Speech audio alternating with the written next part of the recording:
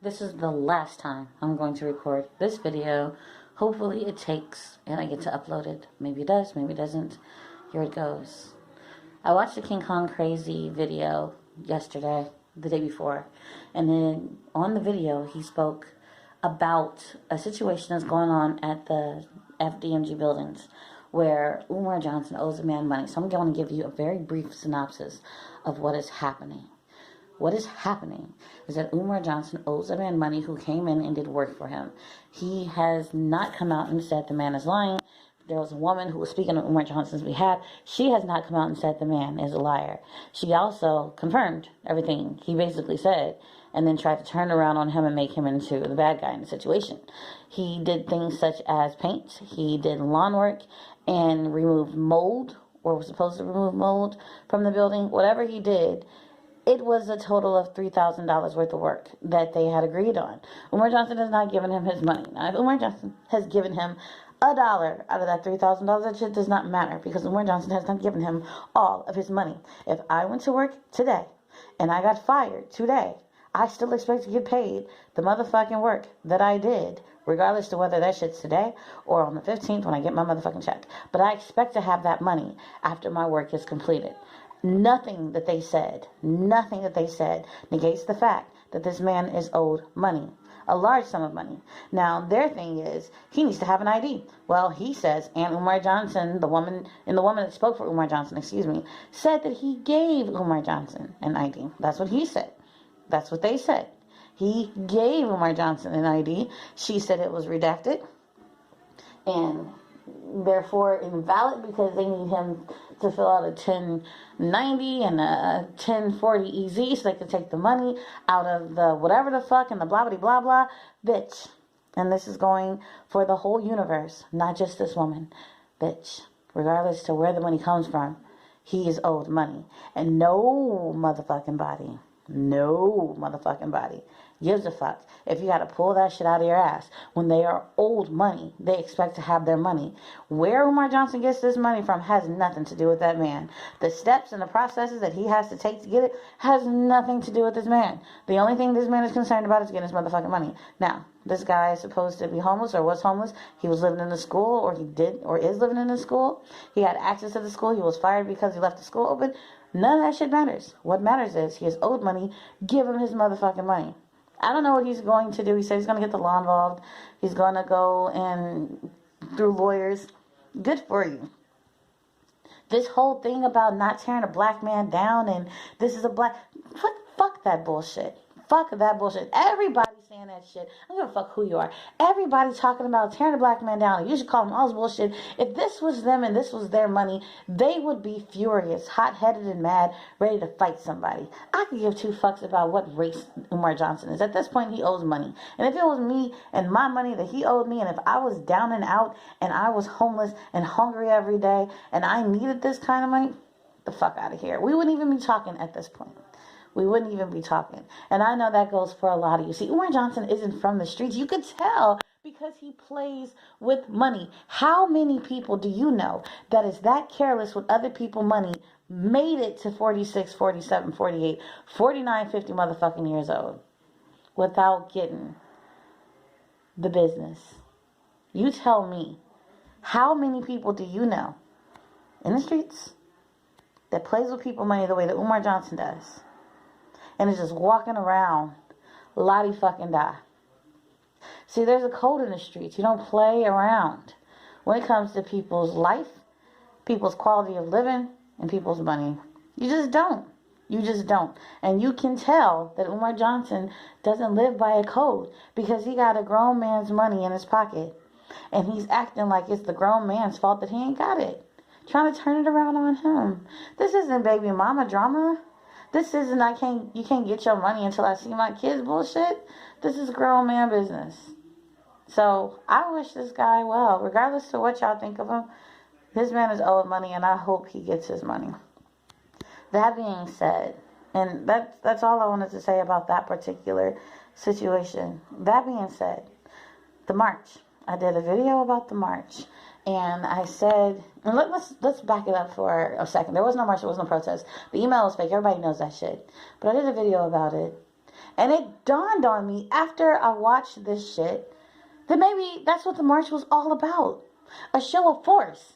He's not trying to show YouTubers a show of force. He's not trying to show detractors anything. He's afraid that this man is going to run up on him looking for his money. So instead of Umar Johnson just going to the school and hanging out on a rock, instead of him sitting out there lying on his rock and filming and chewing gum like he normally does on live, he wanted to show that I got homeboys too. So if you run up on me, you might be running up on me with a bunch of other people. That's what that was about.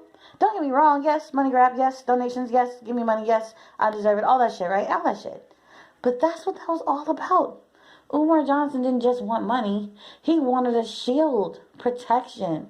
He keeps saying this about the mission. Real haters and detractors. I'm not perfect. All of that language he put together was basically him saying, I'm scared. There's somebody after me. I don't know what to do. Donations. I need more donations. I need it. Donations. Give me donations. Because he needs to pay this man his money. Now, the lady that came on to the live, the King Kong Crazy did commentary on, it wasn't his live, it was somebody else's live, and then he did commentary on that live. She said that Umar Johnson didn't have that kind of money in the bank. Who the fuck doesn't have $3,000 in savings? And you fucking 50 years old. Who the fuck doesn't have $3,000 in the bank right now? Grown ass person that's world renowned, world traveled, scholar. You're selling books, you're selling t-shirts, hats, beanies, pillows, blankets, towels, scarves, pens, pencils, shoestrings, laces, tongue depressors with your name on it. You don't have $3,000 in the bank? How? You're a brand. Everything you wear has FDMG on it. You spending money on making clothes and not selling, look less stupid. FDMG don't have $3,000 in the bank. The person, not the entity. That's a damn shame. And it's actually really sad. Regardless to how much money you owed this man, you should have been paying him as he did the work. Regardless of how he was fired, you should have gave him his money when you got your keys. This is all a joke, which again is what I'm saying. He plays with people's money. He plays. He doesn't live by a code. He doesn't understand a code. And that is why he had to fake a march. That is why he had to fake a protest. You see, because this man is thinking, when I see Umar Johnson, I'm going to ask him about my money. But Umar Johnson's thinking, well, I'm going to make it seem like I'm beefing with the whole YouTube nation. And then they're going to come and march on my school. And they're going to come and march on my school. I'm going to bring people to my school and show these fake marchers that I have people behind me that'll show up at a moment's notice. That's what he was doing. It had nothing to do with the stupid ass march. He made it up because he probably had to be at the school on those particular days. He probably had to be there for some reason.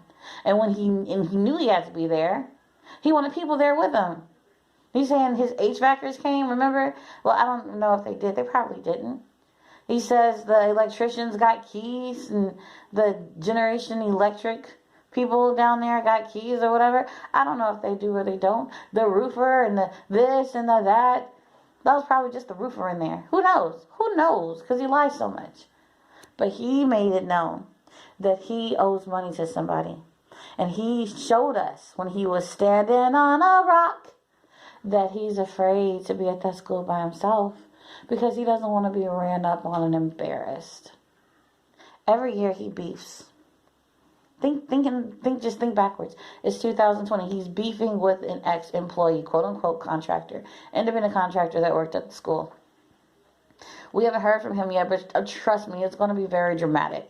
People in the mission, and he's with my detractors. He's going to say all kinds. He's such a damsel. He's mean to me. He talks bad about me. He was a friend. Just he's such a victim. That's everybody. I can't believe he says the words alpha and male in the same sentence because he is the furthest thing from it. And then last year, 2019, he was beefing with, who was he beefing with last year? YouTubers. Remember it was the pull-up team last year. He was in everybody's ass. He was calling people the F word. And he was saying people were supposed to be coming to people's houses. Did we forget about that? So last year, he was ready to fight all these people. He was going to show up to a woman's house or her work. He's pulling up on women. So this year, it's the ex-employee. Last year, it was a bunch of YouTubers. 2018, it was Tariq Nasheed. He wanted to fight him. He wanted to get in the ring and fight him for charity. Well, himself, for the FDMG. He wanted money from the FDMG. 2017, he was a trial of the century. It was the second lynching of Nat Turner, which I find so very fucking disrespectful.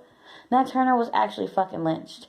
You were told that you had to stand in front of a mediator and explain why you don't know how to use the term psychology and school psychologist the right way after all your fucking training and no licensure. That's all they wanted from you. You made a grand fucking spectacle of it. You dumb dummy. Did nobody ask you to invite all those people to put it on Facebook and they get all hooping and hollering inside the damn courtroom? They just wanted to know why the fuck you don't know how to use these terms correctly. And are you a school psychologist? Oh wait, you're not, because you don't work at a school. Why are you lying to us? This is what the investigation costs. Pay us our motherfucking money. Did you pay them their motherfucking? I bet you did. I bet you if we looked up your little court case and shit, it would say that you paid in fucking full, but you can't get this black man his money. You paid a little white dude, but you can get this black man his money? Okay. 2017, trial of the century, Tariq Nasheed. 2017 was, yeah, I'm right, was Tariq Nasheed, trial of the century. 2016, I think, was SETI. Every year, toward the end of the year, there's this big, bad motherfucking beef. Like, he has to go out of the year with a big-ass beef and a problem. And you follow this guy. Have you not picked up on the patterns? The damsel in distress. He's distressed at the end of the year. And then he has something else to talk about, where he's sitting in a church. He's sitting in shrines. He's sitting in auditoriums emasculating black men. Calling a black man moist and Joyce and sister and what the fuck? And y'all sitting there clapping, proud to be a part of the nonsense. It's ridiculous. That's what the fuck it is. It's ridiculous. Every year. And then he has this big, huge, and I need donation money because the school this and the school this. Remember, was it last year, I think, he said that he had enough money to buy another school. He said he had enough money to purchase or put a $500,000 down payment on a school in Detroit that wasn't even fucking for sale. Wasn't that last year? Wasn't it? Has nobody remember that shit? Remember? He needs this, and he asked you for donations for that. But did he ever come back and say, well, you donated toward the school that I'm not going to buy. I appreciate it, but we're not going to buy it. They're not available. He never updates you on the shit you're donating for. He just asks you for donations at the fake protest, the fake march, the summit on a rock, when he was standing on a rock. And he told you all this other shit. Then he plugged himself. You see my video where he's shamelessly plugging his, I'm going to be in this place, and this place, and this fucking COVID. This is going to be a very dark, sad winter for us, especially our community. And he's trying to get you to come see him and buy his fucking book. Buy that shit online and stay in the house. Stop bringing your children around him. He's traveling. He's traveling. You don't fucking know him. You're hugging up on him and taking him germs back to wherever the fuck he came from. Not only is he going through airports, but he's staying in hotels and eating in restaurants. He's around people all the time. This is what I initially thought about the fake protest. And this is my initial thought before I saw King Kong Crazy's video. I thought, poor Umar. Umar didn't get to visit with family during Thanksgiving because if he does, his family is going to hold candles to him. And they're going to hold him up to a mirror. And they're going to make him reflect on the bullshit that he's done all year. And if he went home to his cousins, his brothers, his sisters, his mother, or his father, eventually someone's going to walk up to him and say, hey, Umar, how you been? I ain't seen you in a while. Oh, I ain't got no money, though. I ain't got no money. Don't ask me for no donation because you know I ain't got it. This boy's always asking for donations. We ain't going to build that school, boy. You want to talk about that school since when that's what's going to happen. And he's going to be embarrassed because he doesn't like being made fun of. And he doesn't like being the butt of a joke because he takes himself way more serious than anyone ever will, except for his little fans. And they take him very serious. I'm pretty sure they pray to him at night. But no, that's why. He didn't go home. He didn't have family. He didn't eat. He didn't sit down. I mean, he's a vegan, so his family's probably not vegan. Cough, cough. And he didn't sit down and he didn't break bread.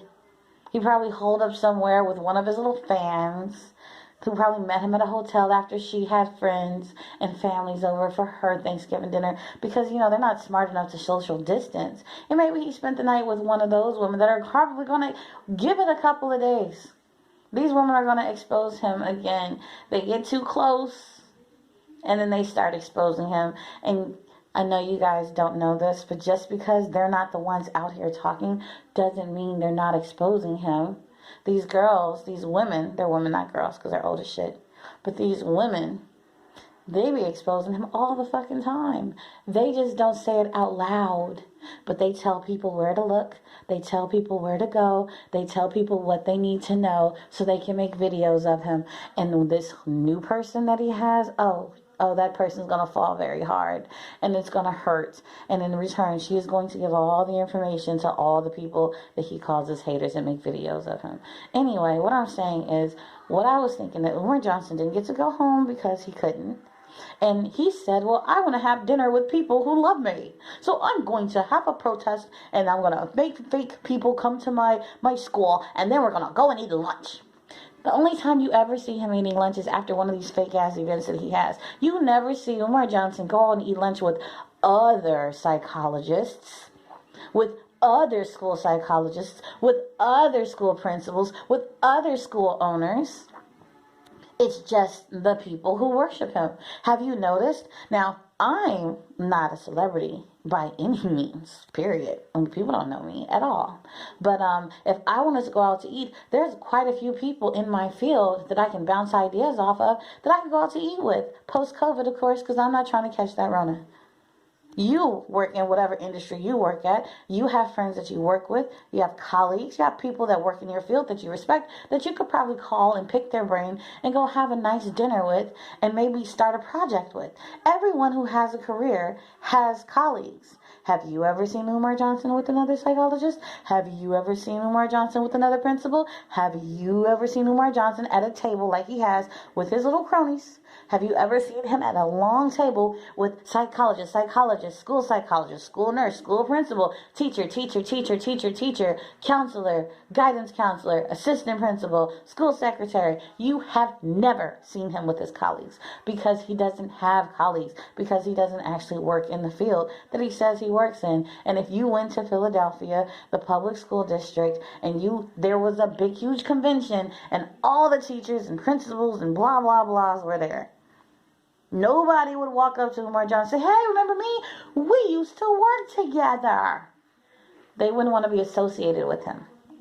And he keeps saying this because he's so black and he's so powerful, and black power and pro-blackness and black nationalism, and they're afraid of the white man. No, it can't be everybody else all the time.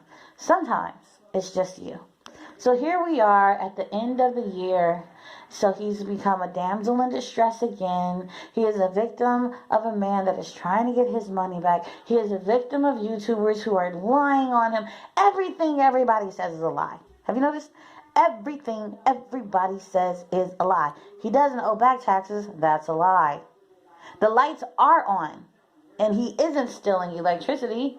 There are no cables running through the school. That's a lie. He has contractors working on the school in the roof, and he has all the permits downtown. And he's always had them. So us saying, well, I didn't say it, but people saying that you just got the permit after we made the videos, that's a lie. The school roof is fixed, so it's not leaking in parts of the building, right? That's a lie, right? That's a lie. It's not still leaking. Okay, well, it's not still leaking. That's a lie, because nobody's been in there to see the leaks. Right? Umar Johnson is a lot of things. A lot of things. He does bad things and he says mean things to people. He does not keep his promises. He's a absentee father. By his own admission, I am not calling him out as an absentee father. He said he's an absentee father. By his own admission. He does not take care of his own living, breathing children. By his own admission. The one thing he is not is he is not a street person. He is not from the streets. Regardless of how you feel about what I said about him and street code and people getting got, you can feel however you want. I would say the same thing to somebody in my family. One of my cousins, if they were doing the same thing Umar Johnson was doing, I would say, listen, you're not from the streets. You don't understand the code of the streets. That person has very little to lose. Very little to lose. And you have something that could give them something worth losing. Money. You have something of value of theirs. And you know you're not supposed to have it. Give them what he's asking for. Or give him what he's asking for. Before he gets too mad to sit around and wait for the law. I don't know if you've ever been sitting down, heated, rocking yourself and pacifying yourself, trying to keep your cool because you know somebody is taking advantage of you. And it would take an eyelash landing on the tip of your nose to set you off. Just something so tiny. The straw that breaks the camel's back. You don't know how close that straw is to that camel's back. You don't know where this man is in his mind. You don't know what will drive him to that point. None of us do. Which is why in the streets, when you owe somebody money, you give them their motherfucking money. You don't have debts, especially that big. Where I come from, man, fucking $10 could get you stomped out. $100. Whew. $100, man. Your ass go missing. You owe the wrong person $100. So, that's what I had to say. Look out for the damsel in distress. Look out for all the victimization. Look out for the you're not protecting me. You should be doing this for me. You shouldn't be entertaining this. I am your master. I am your God. Love me, worship me, and protect me from anyone who would say anything negative about me. Because that is your job as my follower. Look out for that. Here it's coming. I'm like Martin Luther King. He needed to be protected, and you didn't protect him. Motherfucker, wasn't nobody alive back then. Was nobody alive and shit? I wonder what the fuck the people said like in the 90s and the early 2000s. Like, how did y'all have this kind of egomaniac nonsense in the 90s? When people were sitting, like, was that Al Sharpton in them back in the day? Sitting around saying, you should be protecting me. These black so-called leaders. That's why I don't, is he a fucking leader to you? And that's a real question. You don't sit here and talk shit and make stupid comments. Answer one of my questions. Do you really consider him a leader? I know a lot of y'all say, well, my black boy will go to this school.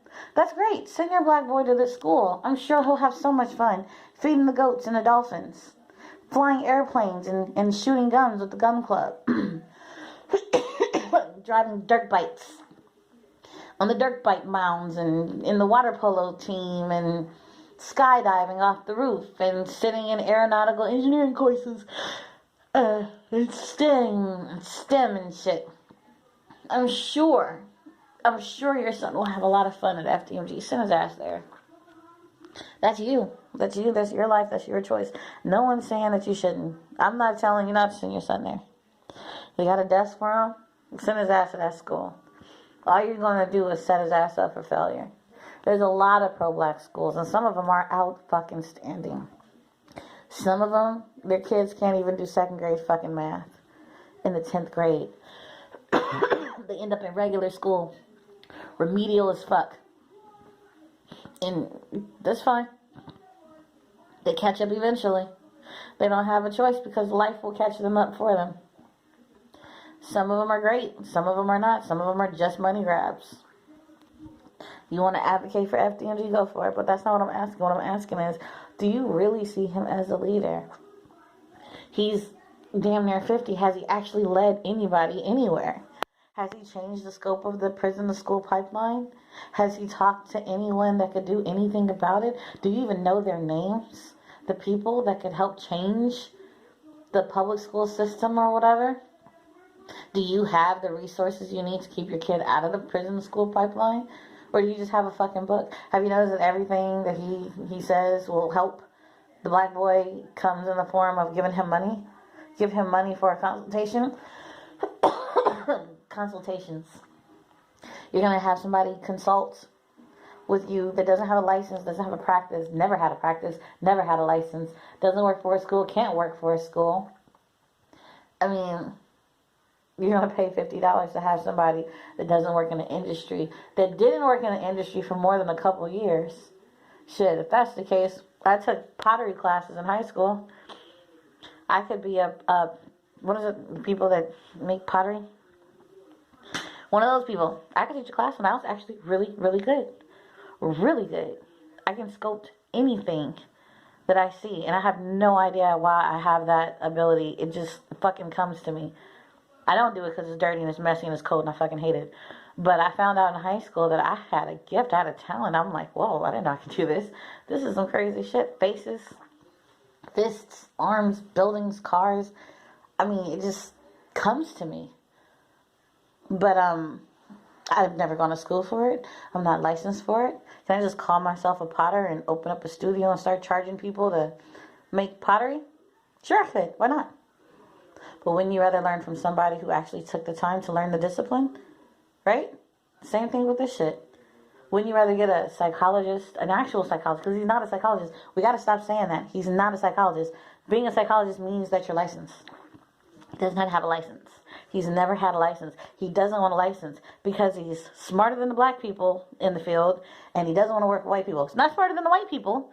He didn't say, I know more than the white people. He said, I couldn't work with any of the black people because I know more than them. I'm not trying to be disrespectful, but I know more than them. And as for the white people, I can't work with that. I just can't. So he's smarter than all the black school psychologists, all the black psychologists, but not the white people. Y'all think that's a leader? Someone that thinks he's better than all the black people, but bows down in the presence of the white man. I don't know why I added that part at the end. I just thought to ask.